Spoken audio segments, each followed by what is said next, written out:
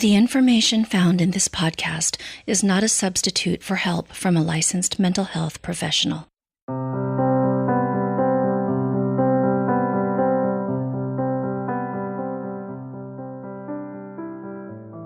Hi, and welcome to the Women in Depth podcast. I'm your host, Dr. Lourdes Fiato. Join me as we explore the inner lives of women, their struggles, fears, hopes, and dreams. We'll go beneath the surface and take a deeper look at what is hidden, unknown, uncertain, and uncomfortable.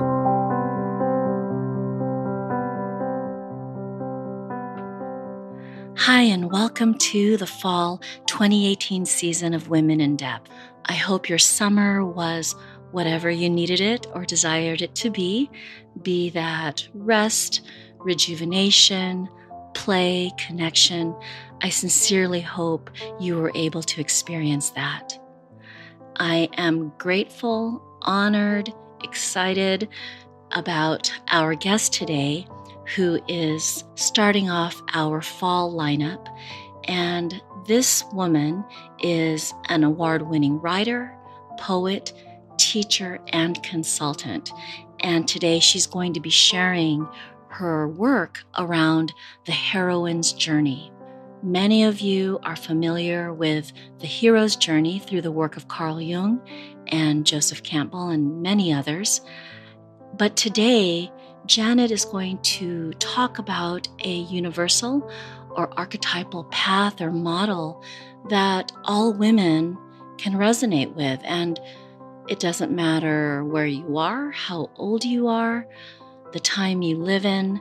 The model of the heroine's journey is a blueprint for the experience of the divine feminine. And so today, Janet will be talking to us about what the heroine's journey is, why it matters, and the 7 essential and distinct stages of this journey. But before we get to the interview, I want to share some of Janet's background. As I mentioned earlier, Janet is an award-winning writer and poet and is the co-author of Moon Mother, Moon Daughter, Myths and Rituals that Celebrate a Girl's Coming of Age.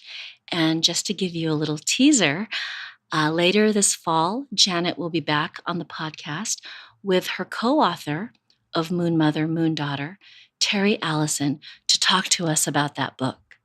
And if today's conversation resonates with you, and actually if many or most of the episodes of Women in Depth resonate with you, then you will also want to listen to that upcoming episode about Moon Mother, Moon Daughter with Janet's co-author, Terry Allison. Janet is also the author of The 3 Sunflowers, which is a children's book for all ages, and its bilingual version, Los Tres Girasoles. Janet has been a contributor to Mothering, Mama Load, Natural Solutions, The Sun, Skirt, and Real Travel magazines. Janet holds a master's degree in counseling psychology from Antioch University and a California Teaching Credential from UC Santa Barbara. She is the founder and director of Women's Creative Network, WCN, in Santa Barbara, California, a consulting business emphasizing intuitive, creative, and professional development through writing. Janet offers individual consulting and counseling, weekly writing groups, workshops, and international writing retreats in Mexico, Costa Rica, Peru, and Italy. Hi, Janet, and welcome. Thank you, Lourdes. I'm happy to be here. Oh, I'm so happy you're here as well. I got excited all over again, just sharing about what you're here to talk with us about and all of the experiences, the richness that you bring to this topic. Well, thank you so much for that very expansive introduction. And as you were citing many things, I saw how all the dots connect and have connected over the years, and really what has brought me to the work that I do. So I appreciated listening to you. Thank you. And so if you could expand on, as these dots have connected, what has drawn you here? What's been, I guess, if I'm going to use the language of the heroine's journey, what was the call? And, how did you get here? Yeah, thank you. That's the perfect question. What was the call? And I love using the heroine's journey to share that with you. Okay, I'm going to go way back because it's been probably about 25 years now that I truly heard the call. And this is something that I write about in Moon Mother, Moon Daughter. It's in the chapter about intuition and finding one's inner voice. And that's truly how it started for me. And to just backtrack, just a little bit more, I, at that time, had a very, very close friend, and she and I had been on a very similar parallel path, sharing a quest for healing and spiritual knowledge. And she died. She died very young of breast cancer. And her death really stopped me in my tracks. And at that time, I didn't know about the heroine's journey, and I had not had the inspiration to write Moon Mother, Moon Daughter yet. But I knew that her death was a call. And it was the call for me to go inward. And that was something I really had never done before. And I knew that in order to go onward in my life, I would need to go inward first and ask the very profound questions. If she died and I'm alive, why am I alive? And if I'm alive, what is the purpose of my life? So that's where I would say the most profound call began. And from that, I really did follow my intuition because I didn't have a model for how to do what I was being called to do, which was to create silence, stillness, and solitude. Those were not familiars for me. And yet I knew that's what I needed. And so that began my inward journey. And I spent time alone for the first time, probably ever in my life. My daughters were quite young, they were 1 and 4. And because I had a part time teaching job at the time, I was teaching English as a second language at an international school. They had preschool and daycare in place. And so with that, I decided to take what I call a sabbatical. And what started out as the intention for a 6-week sabbatical became a 6-month sabbatical. And it was a very deep inward journey. And I will just summarize it by saying the most profound thing that truly happened was for the first time in my life, I heard my own inner voice. Yeah. And it was a voice that was not familiar. I mean, it certainly had the sound of my own voice, but it had a very, very different resonance. And I listened and I started writing. And I started writing down everything that my new found voice was sharing with me. And over the course of those 6 months, I began to see a whole new vision, a whole new picture of my life emerge on the the pages of my journal. And yeah, and I was guided. I was so guided and inspired.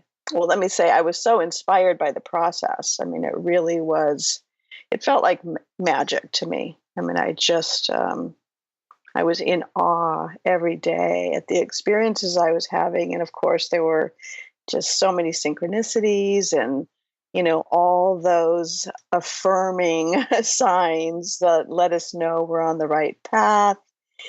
And so I became so inspired by the process that I wanted to share it with other women. That became really the next call, and I really saw in my writing, in my journal, I saw my own blueprint for how I could do that. And I did already have a master's in counseling psychology. I have a teaching credential, so I was able to take those, credentials, that training, and really weave it into something new and something very spiritual. And so I started a practice that I call soul work. And I offered individual consulting to women, and then I also began to offer my women's groups. And the funny thing is, I didn't immediately call them writing groups. I was facilitating what I called a spiritual self discovery process, and I was using writing in the process as what I would call a power tool. And it was so powerful. I mean, the women really loved the writing, and it was the way in to their own inner voices, their true selves. So that really reinforced, what I had seen as a possibility, and I started calling the groups writing groups. And as soon as I started calling them writing groups, I mean, women really showed up and said, I want to do that. I want to be in a writing group. And I really heard the call there. There was a collective call amongst women to find their voices and express their true selves in a really authentic way. So that's really how it all started. Yeah. And I've been offering these writing groups, these weekly writing groups ever since. And it's been about 20 years. And it's one of the most consistent practices I have in my life, and one of the most consistent practices I see other women continue to dedicate themselves to. A lot of the women that are in my writing groups today have been with me Wow, from the beginning. that's amazing. What a Yeah, story. yeah. So thank you. So that, in part, I hope answers the question about the call and the heroine's journey. And then, of course, there's all the stages of the journey. Let's shift gears, and just for those who are probably wondering, well, what is the heroine's journey? let's start there with what it is, and then we can go deeper into the different stages. Well, yeah, I believe a lot of people became familiar with the hero's journey, several decades ago when Bill Moyer brought Joseph Campbell's work to light. And at that time, there were other people, there were women who were writing about the heroine's journey. And I found a couple of resources. And I was really blessed to have a mentor who was also well versed in the heroine's journey, and she shared it with me. And so through her sharing and the work of Jean Houston, she wrote a book called A Passion for the Possible, and another woman named Maureen Murdoch who wrote a book called The Heroine's Journey. I I was able to create something, just what I might say was just a little more uniquely my own version or vision of it. And so universally, I see the heroine's journey as, yeah, as a universal path, a divine feminine path. And the stages of the journey are probably the ones that are the same as the hero's journey. But I have added to the stages in a way that I believe really supports women's quest. So the heroine's journey is a universal quest for adventure, for transformation, for self discovery. And I see it as a divine feminine path. And it has 7 distinct and essential stages, which of course begins with the call. Wow, and as you were speaking earlier about how you were called to this work, and you were describing, this, you knew that the beginning of this journey was to go inward. Mm-hmm. And then you spoke of the 3 S's, the silence, stillness, and solitude. Well, here's another S, the sound of your inner voice, your true voice. And as you were describing that process, I was thinking of the women I work with. And, I will have to say that when, a woman shows up in therapy, it's really the beginning. I mean, it's about, of course, what's happening in her external world, but really it's that step to go inward. I think all of us, of course, in some fashion have, we've lost that voice, maybe not even realizing. And I was thinking how hard it is to hear the call. I mean, that's the first step, but it's so difficult. That's right? really true, Lourdes. Really true. Yeah. And which is why I think it is, an essential stage in itself. I often talk about what the opportunity is in each stage, and the opportunity that I see with the call is to listen. Yeah. Yeah. It's like an invitation or a call from your intuition, right? To get your attention. And sometimes it's externally catalyzed. Right. The death of my friend was certainly the catalyst to go inward. I think there are there are many universal catalysts that we share as women, but the true journey, I believe, is inward, is internal. Yeah. As we go through the stages of the journey. And then, of course, we naturally express them, in our external lives. For the women that you've worked with, what have been some different ways that they've experienced the call? Yeah, it shows up in many ways. In my work, I often, meet a woman who's called to write. And so she has inquired about a writing group, and that's where we began her heroine's journey together. And, of course, what it is a journey of transformation. Women hear the call in so many ways. I think, really very common one amongst women today is leaving a marriage, and could also be leaving a job, retiring. It can create a call in itself. Even going on a trip, is a call. And one of the things that I've loved acknowledging is that in every moment of our lives, we are on the heroine's journey, and we are in some stage of the heroine's journey.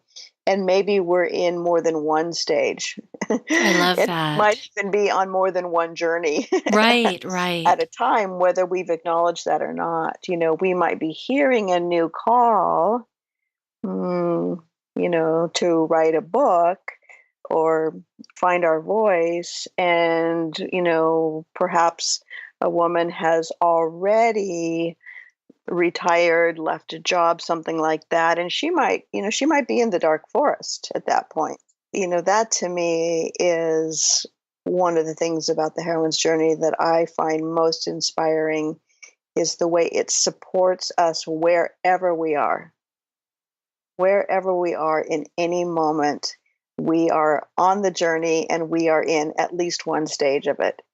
And I think also it's like, I'm imagining this like on on parchment, like a map, and you can find yourself, you can orient yourself in all of it. And there's this, for me at least, when I know where I am and what's coming next and where I've been, it makes it easier to cope with whatever is happening at that time. I absolutely agree with that. It is. It's a navigational tool for life.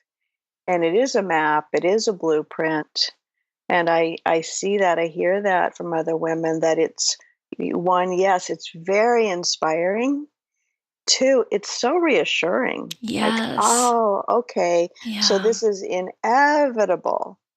Mm-hmm. All these self doubts I feel, oh, that's the third stage of the journey. Yeah. And Right. it's essential that I illuminate my shadows of doubt.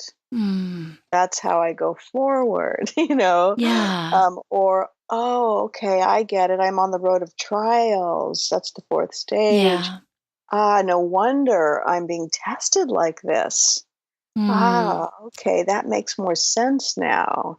So it's really reassuring. And I think it's also very grounding, Yes. Yes. especially when we get into the dark forest, which is, the not yet known. Yeah. And that's inevitable too. I mean, Yeah.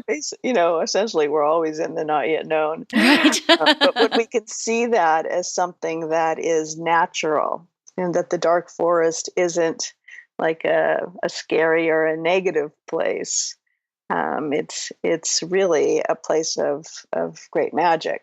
Yeah, I think there's so much that inspires and reassures when we understand how essential each of these stages are, and are able to identify where we are on the journey. Can we go through the rest of the stages just briefly? I would love to share the different stages with you. So the first stage is the call, and that, when a woman first hears or perceives some new call, from either from within or catalyzed from circumstances outside of her. It might be a call to fulfill a new dream, a new desire, just a change of life, in some form. And so that's the first stage. And so the opportunity or the invitation in the call is to hear it and then respond. And so that takes us then into the second stage of the journey, which is gathering allies and resources. And that's where we acknowledge our inner and outer resources and sources of strength and support. For example, our intuition, probably, the number one resource that we have. And then our allies, those people that, we love and trust, who we know are there for us. And, it can also be places, things. When I'm teaching the heroine's journey, I always present it as packing a spiritual medicine bag. So yeah, so let's identify the people, the places, the things that support you, that inspire you, that comfort you, that reassure you. That's really beautiful, because as I was listening, I thought, I can see how for some women, they may feel like they don't have any allies and resources, Hmm. that they're Hmm. alone. Hmm. Yet this process that you're describing really helps them to see what perhaps they weren't able to see before. That's so true, Lourdes. So true. Yeah, and it might be, so we might identify something that is so obvious, but we've never really named it, like the moon. Right. The night sky, music, the sound of water, something like that. Like, Yeah. oh, yeah, that's so soothing, that's so comforting. Yeah, so that part is, of course, essential before we go forward we pack that spiritual medicine bag because we're going to be, referring to it all along the way. Especially when we get into our shadows of doubt and the road of trials and the dark forest, that spiritual medicine bag is essential to the journey. And then the third stage right away is what some people refer to as the threshold guardians. And I refer to the stage as the shadows of doubt, and the opportunity being to illuminate the shadows of doubt. And, Lourdes, as a therapist, I mean, we could spend so much time here looking at those universal false self beliefs that we all Yes. have. And so I have really distilled that into what I think are the three primary universal false beliefs that we share, which is I'm not enough. Yeah. That's Mm-hmm. numero Oh, uno yeah. for sure. It shows Mm-hmm. up everywhere all the time. I'm not enough Yes. of this, I don't have enough, I don't do enough, my being isn't enough, et cetera, et cetera. And that also connects to our source of power. I'm not powerful enough. But the other one is I'm not worthy, Mm. I'm Yeah. not deserving. Yeah. That'll stop us in our tracks. And so, of course, it's so reassuring to know, wow, you mean everybody feels this way? Everybody believes this? Yeah. Okay. This is part of my conditioning. Mm. So when we can illuminate these false, and I emphasize the word false self beliefs, then we can start finding the truth. So the third one that I put on this, I call it the triangle of false self beliefs, is I'm not lovable. And, who will love me if I'm true to myself? That's, that false belief will stop us in our tracks, because we're just, so conditioned to accommodate and please, et cetera, et cetera. And so that's a huge illumination right there for most of us. Like, wow, these are my operating false self beliefs. And Yeah. what if they're not even true? And so then, we start to feel our confidence again, like, wow, all right. So if those aren't true, I can go forward. And so the fourth stage is what's universally known as the road of trials. And it's really, I think that's where we're put to the test. And I believe that the road of trials is our opportunity to be true to ourselves. And I believe that's so much of what the whole heroine's journey is about. And in order to go forward on the journey to really fulfill the call, the dream, whatever that is, we're going to, we have to start making new choices and be more true to ourselves. And that's probably the most challenging stage on the journey. Yeah. I think, you see, in different articles or online, and there's a lot of talk about Hmm. authenticity, being authentic. Hmm. And, it's one thing to be authentic and to know who you are, but it's a whole other animal once you begin Hmm. living it out in the world. And that's why I feel like it's also so important for women to share this journey together, Yeah. to be in the journey, on the journey together, because we really need each other's support. And yeah, and I agree, it takes a lot of courage. And I believe that integrity, and by integrity, I define integrity as being true to oneself. I believe that integrity and courage go hand in hand. Like it takes so much courage to be in a state of integrity and be true to yourself. So, one of the just quick, interesting things that we look at during the fourth stage is reaction versus response, um, and start honing our own power to respond rather than react. And I really like this word, responsibility, the ability to respond, which is a statement about a woman's power, the power to respond, the power, to respond from that place of truth. And so that's a really great distinction, and that's a really great compass to have in hand during the fourth stage. Like, am I being reactive or responsive? And to start looking at where each is centered, because reaction is usually more fear based. Yeah. So the road of trials will test our truth. And so everything that we've gained and gathered, through the first, second, and third stages will be, kind of put to the test. And I often say our inner fears will become interference if they're not illuminated.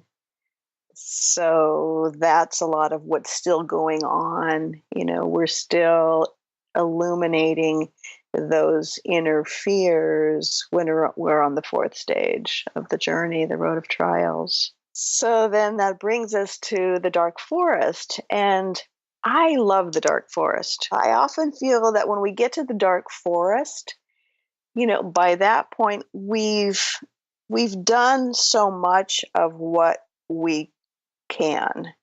Like, let's say the call is to, I'll use, the language of being a writer, to publish a book, and by the time we get to the dark forest, we've heard the call, maybe we've written the book proposal, we've gathered our allies and resources, we've illuminated our self-doubts, we've walked the road of trials, we've been tested. And the dark forest is really where we surrender. We let go into the not yet known. And I call this stage divine faith, because I think that's really what one of the primary opportunities is to cultivate divine faith. And we don't know how it's going to turn out. That's the place in a book or a movie where we don't know what's going to happen to the heroine. We don't know what the outcome will be. And there could be a plot twist. Yeah. As there are in our lives. Mm-hmm. Didn't see that coming. Oh, okay. Well, wow. That's even better. Sometimes that's, what happens. And actually, that's, what the sixth stage of the journey is about. It's the boon. It's the boon that shows up in the dark forest. And it might be, some kind of a miracle, an epiphany, a gift, something that came out of the dark that we couldn't foresee. That's just so beautiful that, again, going back to what you were sharing earlier about how the heroine's journey orients us, is a map, grounds us, to know that when you're in the dark forest, you're not supposed to know what's going on. And that's part of the experience. And that in this place of darkness and unable to see, something's coming that is going to illuminate. Because of, my background in Jungian studies, the forest is viewed as this very magical place, but it's also a very frightening place. And I actually have on my website, the image on it is a forest, like a forest scene, and it's just a place that we find ourselves in, and it's very difficult to, I think, for most of us to be in that space because it's scary. It's dark. We don't know what's going on. But if you can just, like, as you said, the gift or the opportunity is to surrender and have faith in this place that you're in. And I love that you connect this to this boon, because that, I think, helps you to be in it. Truly. And that's sort of let's say the motivation or inspiration for even going into the dark forest is the faith that there will be some kind of a boon. Yeah. There will be some kind of a boon. There will be that aha moment. There will be a synchronicity or some kind of divine experience. And there, we're asked to hang out for as long as we do. We can be in the dark forest for years, I know. waiting for and I don't mean that in a passive way, but I so believe in divine right timing that we can be in that place of uncertainty, and then when the boon comes, it's such a source of illumination or enlightenment. Then we go, of course it couldn't have happened before now. Of course not. This is the most amazing divine timing. It was my ego that wanted it to happen a year, 2, 3 years ago, but it wouldn't have had the same essence. And so, when we get to the dark forest, that's again where that spiritual medicine bag is so essential. All right, if I'm going to be here, I might as well unpack. Make sure it's all still here. My intuition, my courage, my allies. Yeah. So, just to finish up the stages, so in the dark forest, the boon that comes to us there is the sixth stage. And so I always feel like that's the moment of gratitude. I call it divine gratitude, actually. That's how I've named that stage. And that is, often the turning point where we, see or receive, with a new light. And it's that light that carries us home. And that's the seventh stage, is coming home. And, when the heroine comes home, she's not who she was when she heard the call. It's a journey of transformation. Yeah. So that's a whole stage in itself. Because sometimes we need to get acquainted with our new self. We've become in this, journey, on this journey of transformation. And it's entirely possible that somewhere on the way we heard a new call. So that's already underway. Yeah. I think too that this helps us to not only to understand where we are in our process, but also the women around us, our sisters, our daughters, our friends, and also can help us to support them, because when you can see where they are in this process, you also know what the gift is, what the opportunity is for them, It's so true. And we have so much empathy. Yeah. We really understand. Yeah, we understand because we've been in every one of these stages. We are. So, when a woman is on the road of trials, or she's, beginning to eliminate her self-doubts, we empathize. We so understand. And a lot of those, opportunities, invitations are so universal. Yes, they are. And that's where, the support of the sisterhood is essential.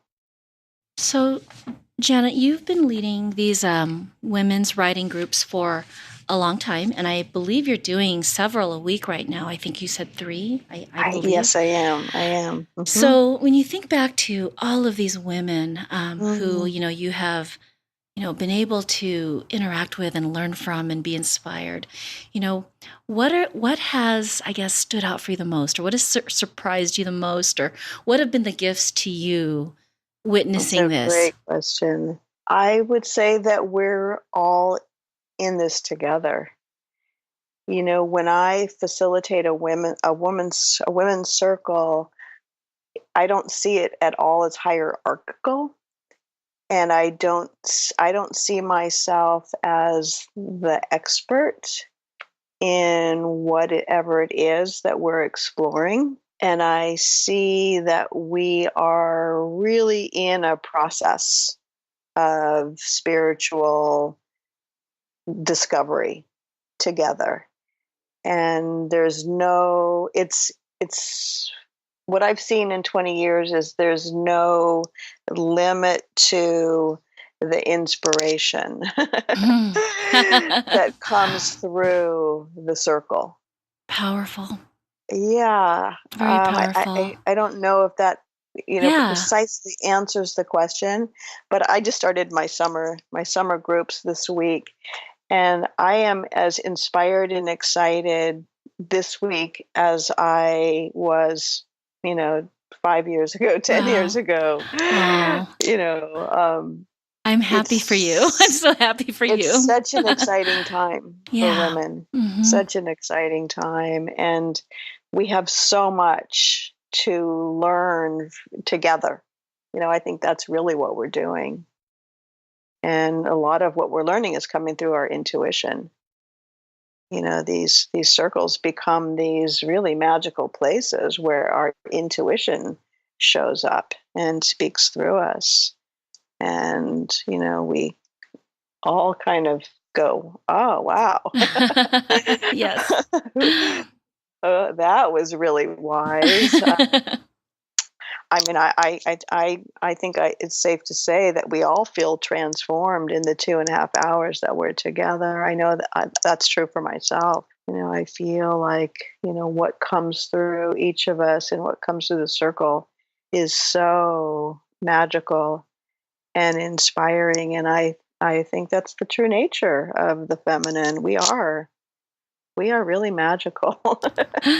So, Janet, if there are listeners who would like to learn more about you, perhaps get in touch with you because they would love to work with you, what is the best way for our listeners to do that? Thank you, Lourdes. I have a website. It's Janet Lucy Inc. INK. And my website has quite a menu of what I offer, from individual writing consulting to individual soul work, the writing groups I offer. I also facilitate women's international retreats. That's wonderful. And also your book that you're working on now that you mentioned at the beginning, once you have that link or that information, just let me know, Janet, we'll add it. Yes. We'll add it to your show notes for today. Thank you so much. Thank you. I appreciate the inspiration to complete the book sooner than later. Thank you very much. Yes. And thank you so much, Janet, for your time today, for sharing your rich experiences, these insights, this wisdom that all women need to really come back home to themselves. And that's what the Heroine's Journey is about. Thank you so much. It's been a pleasure to speak with you. Take care.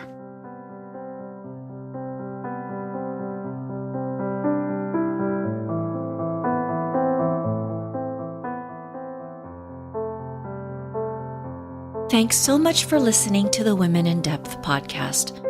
I hope it brings you a deeper understanding of yourself and others, and that you found some insights that illuminated and inspired. You can follow Women in Depth on Facebook and YouTube, and if you haven't yet, please subscribe on iTunes and leave a review. And finally, if you enjoy Women in Depth, please share with a friend. Again, thank you so much for listening, and see you next time.